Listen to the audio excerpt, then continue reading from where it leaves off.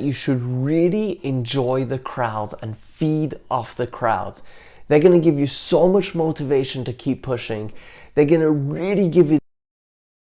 Hello y'all, I'm Joseph and welcome back to my channel. I recently ran the 2023 Los Angeles Marathon, and here's my thoughts on how it all went and some tips for future runners, including yourself. All the way at the beginning, the Expo was held on Friday and Saturday, the days before the race, and I thought by going Friday morning, as soon as it opens, I wouldn't have to have a long line. It would be smooth sailing. I'd be in and out within an hour or two, but I could not have been more wrong. Even though I went on Friday early, pretty much as soon as it opened, there was still a long line for me to wait to get my bib pickup. There was also a long line for the information desk and another one for the other desks, just to get all the questions I had answered. The expo itself was a ton of fun, and they had a huge amount of great brands, including my favorite watch company, Coros. There was also a ton of food options and drinks and hydration and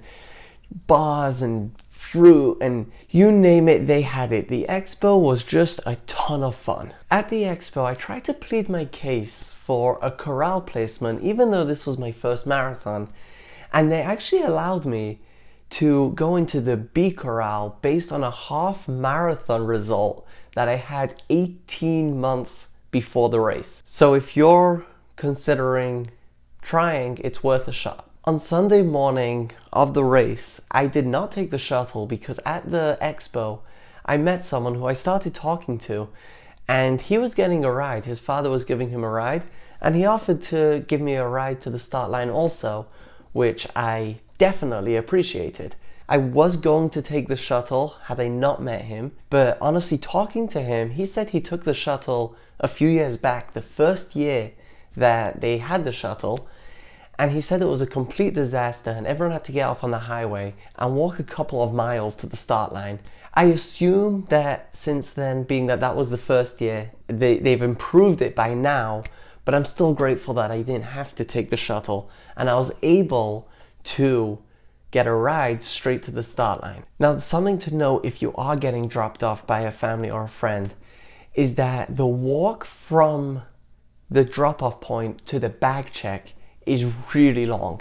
It must have taken me about 20 to 25 minutes to get there, and that also included some time that I was trying to get through the open corral, because you have to walk through the open corral to get to the bag drop and then to get back from the bag drop to the corrals. So after I dropped off my bag, I went to the bathrooms, but like many other races, pretty much all other marathons, big marathons, there were not enough bathrooms and I was not able to go before the race started. If you are placed in a corral, I would recommend that you get there on time before it closes. The corrals this year closed at 6:30. I got there at 6:27 and they were getting ready to shut it. From what I saw, the security to get into the corrals looked really strong and really good. But when I was standing in the corral waiting, I noticed people with either no sticker on their bib or even a C sticker and other stickers, so people are able to get through to the wrong corrals, and that's just something to keep in mind. The 30 minutes that you wait in the corral feels like about 5 minutes. The only issue that I had there was I was trying to find my 310 pacer, the one I was trying to stick with, and I was told by the expo that there was going to be a 310 pacer in the B corral. However, there was no 310 pacer in the B corral, and there was only one in the A corral. So the barriers between the corrals actually open up a few minutes before starting time, which is 7 o'clock. So as soon as they opened it, I was able to just walk straight through to the A corral and hang out right next to the 310 pacer until the race began. I can only tell you about my experience for the beginning of the race from what it looks like in the front, because I was in the front of the race. And from where I was, there was just a mad dash of people trying to get out of the gate and get the race started. I really can only imagine what it looked like for the people further back and in the B, C, and all the way back in the open corral. It just made me realize how grateful I am that they allowed me to go into the B corral. The first couple of miles are all straight downhill. So not just you have your nerves and anxiety and adrenaline's pumping and you're excited and nervous and you're trying to figure out what pace you need to run. All of this has to all be figured out at the beginning on the downhill when everyone else is also trying to figure everything out. But once you get out of the stadium and you get down to, you make the left turn onto Sunset Boulevard, that's when things start to ease up. So you're still running downhill, but the road's wider and people are starting to get a little bit more into their groove. The pacers are getting nice groups around them. People are finding the runners that they want to work with, they want to run with. And at that point, that's when the race actually starts. Now, if you're watching this video, I'm sure you've seen the elevation profile, or maybe you've watched other videos or read some things online about the race, and every single one points to mile 3, that climb at mile 3. Now, I'm not going to say it's an easy climb, and I'm not going to say it's not something you should think about, but it really, for me at least, it really was a little bit overrated. Yes, you do climb a bunch early on in a marathon while you're still excited and you're feeling fresh and you're feeling good. But the climb itself really isn't as scary as I thought going into the race. That being said, I would still respect that climb enough to really dial it back since it is early in the race. After that climb, the next 10 to 11 miles are all just gentle rollers, and at this point, this is a time that you could really get into your groove. You're feeling good, you're feeling fresh, and the climbs aren't difficult. The uphills are relatively shallow, the downhills are relatively easy also, so it's really a time that you could just look around and enjoy the moment. So after that, about mile 14 and a half or 15, there's a big descent.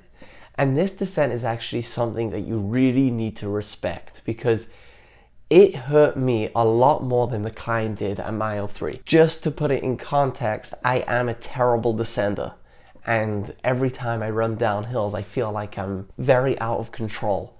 That being said, this climb really took that, this descent, really took that to the extreme and really tired me out. The next thing you're gonna pass is the finish line. Now at about mile 18-ish, you pass the finish line and then continue on to the famous out and back down Santa Monica, making a couple turns, coming back on Santa Monica to the finish line. Now, while you're passing the finish line on the way out, this is a great time to think about the crowd noise. That crowd noise was something. The crowd noise by the finish line is wild, and yes, they're not cheering for you, they're cheering for the people who are finished, but you can really take that in. And honestly, that moment is the beginning of probably the loudest section of the whole race. As you're running down Santa Monica and you're getting further and further away from the finish line, the crowds there are incredible. They really gave me energy and they really helped me get going when it was getting really tough. You make a right turn off Santa Monica and you go under a few bridges before the turnaround point. And this part is probably the most difficult part of the race because of how quiet it is. It's also quite, we had a strong headwind. If you're not running behind someone, it really does take extra energy to run. Now about the turnaround point, I was nervous about it before because I was expecting it to just be a couple cones in the middle of the street that you have to really tight corner turn around the cones, which would really destroy momentum. But the good news is that it's not at all a tight corner, and there's a big piece of grass in the middle of the street that you're running around, and actually in that area there's quite a nice crowd cheering you on. Now the way back down Santa Monica Boulevard to the finish line, there's definitely less crowd there cheering you on, but you can really feed off the crowd from the other side of Santa Monica Boulevard who are cheering the runners going out. Now, when I look at the elevation profile, the last few miles on the way back towards the finish line seem to all be uphill. But from my experience, I was in so much pain that the grade of the hill really wasn't that intense that I felt it at all. Before 2023, the finish line was on Avenue of the Stars, so you'd have to turn onto Avenue of the Stars and the finish line would be right there after you turn. This year it was on Santa Monica Boulevard, and you can honestly see it from a really far out. I like the fact that I could see it from far out because it gave me the motivation to keep going. It gave me the motivation to think about how close I was to completing a marathon, to finishing my first marathon, and what that would mean to me to be able to complete that marathon. Something to note about the last couple hundred feet is that right before the finish line, and I'm talking about after you've passed the 26-mile mark, there's a slight downhill, just a tiny downhill that leads into a slight uphill that leads into the finish line. Now that tiny downhill was actually what got me and cramped me up completely. So that's just something to keep in mind, that the terrain does change very late in the race. For me, I was able to feed off the crowd noise that was all around me to really power my way through the last little bit, the last 50 feet to get to the finish line. Once you've crossed the finish line, it's quite anticlimactic because there's no spectators anywhere. There's a few tables of electrolyte mix and a few tables of water. A volunteer comes over to you, gives you your medal. Another volunteer comes, gives you the little blanket thingy. And then there's photographers, and then there's just a walk. So just to touch on the weather a little bit, because every year is going to be different. I mean, this is Los Angeles, so you expect to have gorgeous weather regardless of what time of year it is. This year, it was raining a lot the past few months, and I was a little nervous about the rain and the weather and the temperature. But we got really lucky, and the whole weekend there was no rain. During the race, we had, at least when I was running, we had some drizzles, 2 or 3 of them. But really it was nothing that actually slowed me down. It wasn't like I was running in puddles or anything. The roads were dry and the weather was really good. Now here's some advice for future LA marathon runners. Firstly, don't push on that first climb at mile 3. I know it's tempting, I know you feel good, I know you're excited, I know you want to just get this climb over with, but really hold back because it can come back to haunt you. Just lean forward, relax your shoulders, ease your breathing, and just get to the top of that hill.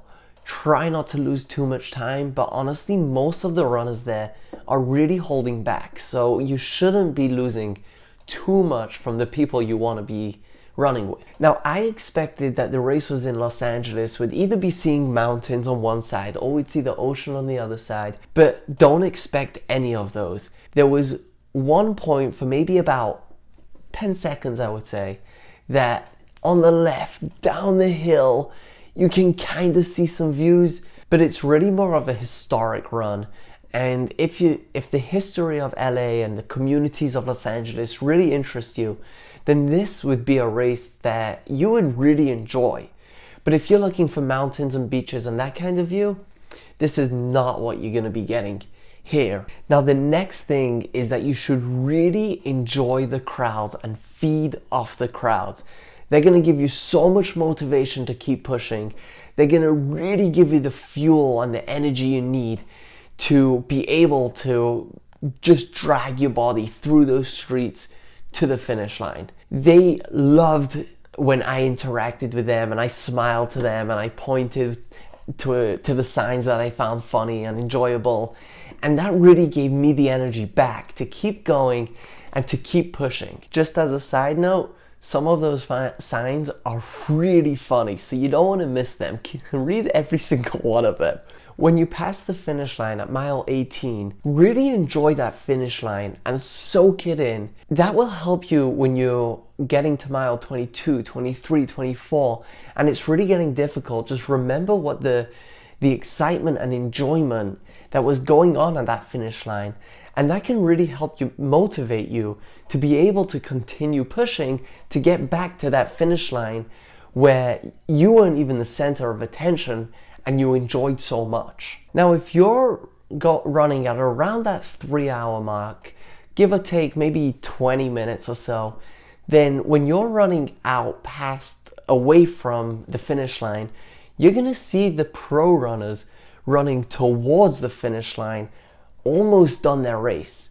For me, I really enjoyed this, and I use this as motivation to keep going.